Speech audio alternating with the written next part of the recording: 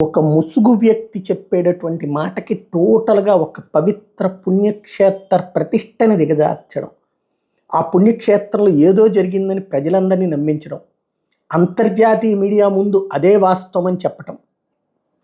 అంతర్జాతీయ మీడియా అంతా ఫోకస్ అయ్యాక ఇప్పుడు లోకల్ పేపర్లలో, లోకల్ టీవీలలో ఏమీ లేదు, అతను తప్పుడు మాట చెప్పాడు అంటే ఈలోపు ప్రపంచం మొత్తానికి ఏమి వెళ్ళిపోయింది.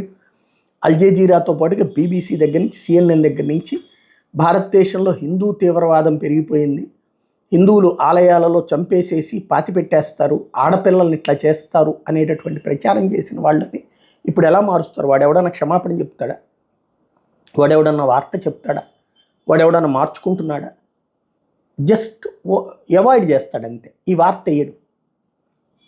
కానీ ఎంత వెళ్ళిపోయింది పబ్లిక్లోకి? ఇప్పుడు దీనికి బాధ్యులు ఎవరు? దీనికి జవాబుదారీతనం ఎవరు?